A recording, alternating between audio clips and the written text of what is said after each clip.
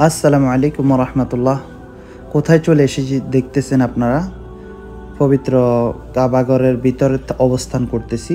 তো চলুন আজকের এই হজ উমরার পুরো ব্লগ ভিডিওটি আপনাদের সাথে শেয়ার করি। আমরা যে জায়গা থেকে মূলত রওনা করি সেটা হচ্ছে সৌদি আরব রিয়াদ ওয়াদিয়া দাউসার থেকে, একটি প্রত্যন্ত গ্রাম অঞ্চল থেকে আমরা হজ উমরার উদ্দেশ্যে বাসে করে রওনা করি। তো এখন যে জিনিসটি আপনারা দেখতে পাচ্ছেন এটি হচ্ছে রাস্তার দুই ধারে এরকম কালো কালো পাহাড়, পাহাড়গুলা অনেক কালো দেখতে, মনে হয় যে যেমন ছাই দিয়ে রাখা হয়েছে। তো এই দেশের পাহাড়গুলা এ পরিমাণে হিট হয় যার কারণে একদম কালো হয়ে যায়। তো আমি সেটা আপনাদেরকে দেখানোর চেষ্টা করতেছি। পুরো ভিডিওটি যারা না দেখবে তারা বুঝতে পারবেন আসলে যে আমরা কোথায় থেকে এসে হজ উমরা করি, কত কষ্ট হয় এবং কি আমরা উপভোগ করি। তো চলুন এখন রাস্তার গাড়ির ভিতরের অংশ আপনাদেরকে একটু দেখাই। আমরা মূলত 1200 কিলোমিটার গাড়িতে করেই, বাসে করেই যাই। বাসগুলো এসি বাস হওয়াতে বেশি বড় ধরনের সমস্যা হয় না, সেজন্যই। তো দেখুন বাসের ভিতরে ডেকোরেশনগুলো কীরকম সৌন্দর্যময়, খুবই সাজালো গোছানো থাকে, লাইটিং করা থাকে। এবং সামনে যাদেরকে দেখতেছেন মহিলারা, এরা হচ্ছে মূলত ফ্যামিলি বিষয়ে যারা আসে আমাদের বাংলাদেশি, তারাই সামনে বসে। তো তারা সামনে ফ্যামিলিরা বসে, তারপর আস্তে আস্তে পিছনের দিকে বাকি যে যাত্রীগুলো হজ উমরা করার জন্য রওনা করে তারা আস্তে আস্তে পিছনের দিকে সিট পুরা করতে থাকে। তো ইনশাল্লাহ এভাবেই আমরা যারা প্রবাসীরা আছি হজ উমরা করি। আমাদের মূলত এখান থেকে যেমন দূরত্ব ভেদে টাকার মান অনেক সময় বেশি কম হতে পারে। আমরা যে জায়গা থেকে আসছি সেখান থেকে আমাদের টিকিট নেওয়া হয়েছে 130 রিয়াল করে, 260 রিয়াল। তো মানে তারা বলতেছে যে 10 রিয়াল নাকি বেড়ে গিয়েছে, তার মানে 270 রিয়াল করে নিচে আর কি, 10 রিয়াল কম নেওয়া হয়েছে। যাই হোক, টাকা কোনো কথা না, আমরা আল্লাহর রাস্তায় এই টাকাটা উৎসর্গ করলাম এবং হজ উমরা করার জন্য, আল্লাহর পবিত্র ঘর তাওয়াফ করার জন্য, খানে কাবা তাওয়াফ করার জন্য আমরা এই কাজটি করেছি। যাই হোক, প্রথমধ্যে গাড়িটি যখন একটি ফিল্ডিং স্টেশনে দাঁড়ালো তখন এই ছেলেটি দেখতেছি যে বুট বাদাম বিক্রি করতেছে এবং খুবই দুরন্ত চালু, অনেক দুষ্ট, মানে অনেক দুষ্টুমি করতেছে। ভাবলাম তাকে একটু ক্যামেরা বন্দি করি এবং আপনাদের সাথে সেটা শেয়ার করি। আসলে যদি ফ্যামিলির চাপ, যদি আপনার ফ্যামিলির সব দায়িত্ব যদি আপনার উপর চলে আসে তখন আর বয়স কোনো বাধা থাকে না। এই ছেলেটির বয়স সর্বোচ্চ হলে 14 বছর বা 13 বছর বা 12 বছর হবে, কিন্তু ছেলেটি ফ্যামিলির হাল ধরে ফেলেছে।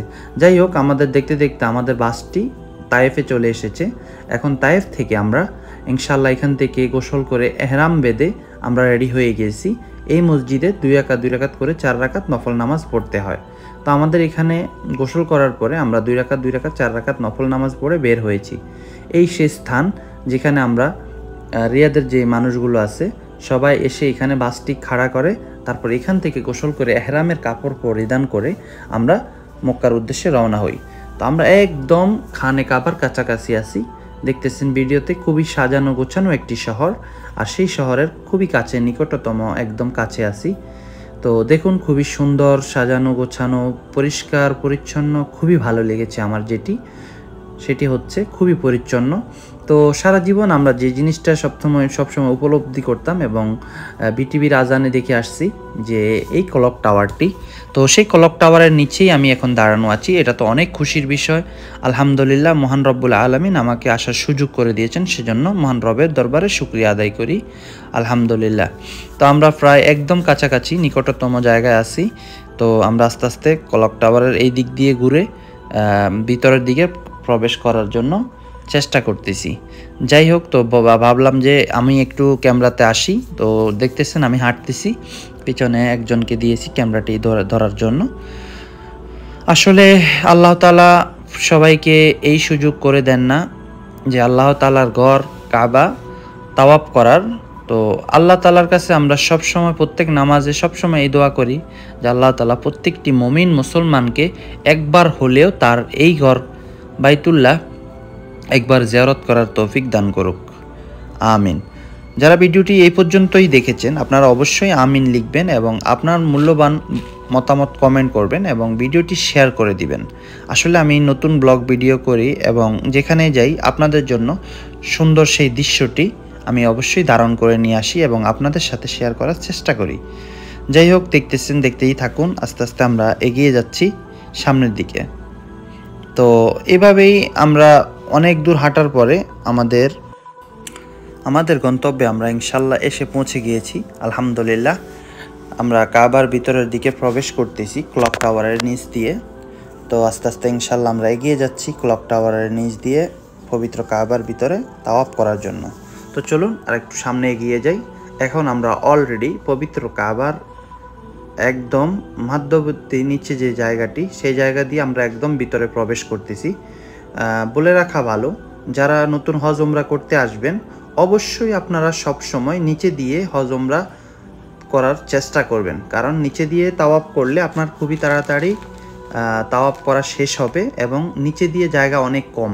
যদি উপর দিয়ে যান কমপক্ষে 1 কিলোমিটার হলে 7 বারে আপনার 7 কিলোমিটার জায়গা তাওয়াফ করা লাগবে, আর নিচে হলে আপনার অনেক কমে যাবে। কিন্তু নিচে একটু সবসময় ঝামেলা থাকে, মানে মানুষ অনেক বেশি হয় সেজন্য। তো আমরা হাজর আসওয়াদ বরাবর হাত উঠিয়ে এখান থেকে নিয়ত করে আলহামদুলিল্লাহ আমরা হজ ওমরার তাওয়াফ শুরু করলাম। তো তাওয়াফটা ভিডিও না করে দেখানোর একটাই উদ্দেশ্য যে অনেক বেশি ঝামেলা থাকে, অনেক মহিলারা থাকে যে একদম কাছাকাছি বা শরীরের সাথে লেগে থাকে, এখানে এই বিষয়গুলা আল্লাহ তাআলার পক্ষ থেকেই মানে এভাবে হয়ে আসতেছে। কেউ কোনোভাবে মাইন্ড করে না, বা সবার মন মানসিকতা একমাত্র আল্লাহকে সন্তুষ্টি করার জন্য থাকে। সেজন্য এই ভিডিওটি আর এখানে দিলাম না। যাই হোক, আমরা তাওয়াফ শেষ করে এখন নামাজের সময় হয়ে গেছে। তো আমরা নামাজের জন্য লাইনে দাঁড়িয়ে গিয়েছি। তো আমরা নামাজের জন্য লাইনে দাঁড়ানোর পরে অনেক ভাই এখনও ফটো তুলতেছে, ভিডিও করতেছে। তো আমি ভাবলাম সেই বিষয়টা আপনাদের সাথে ক্যামেরাবন্দি করে শেয়ার করি। তো এখন যেই দুইটি পা দেখবেন, পায়ের চাপ, দর্শক এখন যে পা দুটির চাপ দেখতেছেন, পায়ের চাপ দেখতেছেন, এটাকেই বলা হয় মাকাম ইব্রাহিম, মানে ইব্রাহিম আলাইহিস সালামের পায়ের চাপ। তো যাই হোক দর্শক, আমরা ইব্রাহিম আলাইহিস সালামের পায়ের চাপটাও দেখে নিলাম। তো এখন আমরা চারো সাইড পরিদর্শন করে আপনাদেরকে আবারও দেখাচ্ছি সামনে এবং পিছনের একই ক্যামেরা দিয়ে ক্যামেরাবন্দি করলাম পবিত্র কাবা চত্বর। সঙ্গেই থাকুন, ভিডিও অনেক লম্বা, তারপরে এক ভিডিওতে আপনারা সব কিছু দেখতে পারতেছেন আমরা পবিত্র হজ ওমরা করার জন্য কিভাবে কি করি। যাই হোক, আপনাকে অসংখ্য ধন্যবাদ, আপনি আমার শুভাকাঙ্ক্ষী এবং আমার প্রত্যেকটা ভিডিও দেখেন, এই জন্য আপনাদেরকে অসংখ্য ধন্যবাদ। ভিডিওটি শেয়ার করে দিবেন, শেয়ার করে দিলে আমি আপনাদের প্রতি অনেক কৃতজ্ঞ থাকব, কারণ আপনাদের একটি শেয়ারেই পারে আমাকে আরও সুন্দর সুন্দর ভিডিও উপহার দেওয়ার জন্য উৎসাহী করতে। যাই হোক, আমরা আস্তে আস্তে আগাচ্ছি পবিত্র কাবা চত্বরের দিকে। তো এখন যে দৃশ্যগুলো দেখতেছেন এটা সত্যিই মনোমুগ্ধকর, যেটা আপনাকে মনোমুগ্ধকর করবেই। এমন দৃশ্য দেখে কার না ভালো লাগে, আমারও তো ভালো লেগেছে অনেক বেশি, কারণ আমার রব আমাকে পছন্দ করেছেন, এই জন্য আমি এখানে আসতে পেরেছি। আমি প্রত্যেকটা মুমিন মুসলমানের জন্য দোয়া করি আল্লাহ তাআলা প্রত্যেকটা মুমিন মুসলমানকে জীবনে একবার হলেও এখানে হজ ওমরা করার তৌফিক দান করুক। আমাদের প্রিয় নবী হযরত মুহাম্মদ সাল্লাল্লাহু আলাইহি সাল্লাম তার জীবদ্দশায় কতবার হজ করেছেন এবং কি হজ করেছেন, চলুন আমরা এই বিষয়ে আরেকটু আলোকপাত করি। আমাদের প্রিয় নবী হযরত মুহাম্মদ সাল্লাল্লাহু আলাইহি সাল্লাম তার জীবদ্দশায় সেই মোট 4 বার হজ করেছেন। তার মধ্যে একটি হচ্ছে বড় হজ আর 3টি হচ্ছে নফল হজ ওমরা। বাকি একটি হজ হচ্ছে বড় হজ। সেই হজটির একটি সুন্দর ইতিহাস আছে। কাফেরেরা আমাদের প্রিয় নবীকে কাবা শরীফের ভিতরে যাওয়ার জন্য অনুমতি দিচ্ছে না। পরে আল্লাহ তাআলার পক্ষ থেকে ওহী নাজিল হলো যে হযরত মুহাম্মদ সাল্লাল্লাহু আলাইহি সাল্লাম আমাদের প্রিয় নবীর বড় হজ কবুল হয়ে গেছে আল্লাহ তাআলার পক্ষ থেকে, আলহামদুলিল্লাহ। তো তার জীবদ্দশায় এই 4টি হজ, একটি হচ্ছে বড় হজ, বাকি 3টি হচ্ছে হজ ওমরা মানে নফল হজ। বা যাই হোক, আমরা এই জিনিসটিও জানতে পারলাম। এটা হচ্ছে একদম ক্লক টাওয়ারের সামনের জায়গাটি, যেটি খুবই সুন্দর, মনোমুগ্ধকর, গোছালো। তো এখন যে ভিডিওটি দেখতেছেন এখানে সব সময় হাজার হাজার কবুতর থাকে, যেটা দেখে আমার খুবই ভালো লেগেছে, সেজন্য আপনাদের সাথেও শেয়ার করতে আমি ভুল করিনি। কারণ এইরকম কবুতর প্রেমী যারা আছেন তারা দেখলে আপনাদের কাছে খুবই ভালো লাগবে আমি আশা করি। কারণ এমন কবুতর প্রেমীরা এইভাবে একসাথে এতগুলা কবুতর দেখে কখনোই নিজেকে স্থির রাখতে পারবেন না। তাই ভাবলাম সেটাকেও ক্যামেরাবন্দি করি এবং আপনাদের সাথে দেখাই। এটা হচ্ছে ক্লক টাওয়ারের একদম অপোজিট সাইডে, পিছনের সাইডে। সবসময় আপনি যখনই আসবেন এই কবুতরগুলো দেখতে পাবেন। যাই হোক, আমি বলতে চাইছিলাম যে আসলে পশুপ্রেমী যারা, তারা সবসময় এই ধরনের ভিডিওগুলা করে রাখে, এই জন্যই তাদের কাছে ভালো লাগে যে পশুগুলা দেখলে বা যে এই প্রাণীগুলা দেখলে কবুতর। যাই হোক, শেষমেশ আমরা আরেকটা ছোট্ট ক্লিপ পেলাম, যেটা আরও আগে দেওয়ার কথা ছিল, সেটা আমি লাস্টে অ্যাড করলাম যে যেন মিচিং না হয়ে যায়। তো যাই হোক, আলহামদুলিল্লাহ, আজকের আমাদের এই ব্লগ ভিডিওর প্রায় শেষ প্রান্তে ভিডিও। তো আপনাদের যাদের কাছে আমার ভিডিওতে কোনো ভুলভ্রান্তি হয়েছে ক্ষমার দৃষ্টিতে দেখবেন এবং আপনারা ভিডিওটি শেয়ার করে দিবেন যেন অন্যরা আমার এই ভিডিও দেখতে পারে। আপনার একটি শেয়ার অন্যকে হয়তো উৎসাহিত করতে পারে হজ ওমরা করার জন্য। আল্লাহ তাআলা তৌফিক দেওয়ার পরেও অনেক মানুষ হজ ওমরা করতে আসে না আসার কারণে আমি ভাবলাম যে আমার এই ভিডিও শেয়ার করলে হয়তোবা অনেকের মনে আমার আল্লাহ তাআলার প্রতি তাদের আরও অগাধ বিশ্বাস জন্মাবে এবং তার এই ঘর বাইতুল্লাহ জিয়ারত করার জন্য অবশ্যই পবিত্র কাবা শরীফে আসবেন। যাই হোক, সবাই ভালো থাকবেন, সুস্থ থাকবেন এবং আমার ভিডিওটি আপনারা শেয়ার করে দিবেন। যারা শেয়ার করবেন ভাববো তারাই আমার শুভাকাঙ্ক্ষী প্রিয়জন। যাই হোক, আমরা এখন আস্তে আস্তে এত কিছু দেখালাম, আমরা কোথায় এসে থাকি সেটা দেখাবো না, তা তো হয় না। তো আমরা যেখানে থাকি সেটা হচ্ছে, আমাদেরকে একটা হোটেল দেওয়া হয় 5 স্টার মানের। তো আমার এটা 5 স্টার মনে হয় না, এটা মনে হয় যে 2 স্টার অথবা 3 স্টার হবে।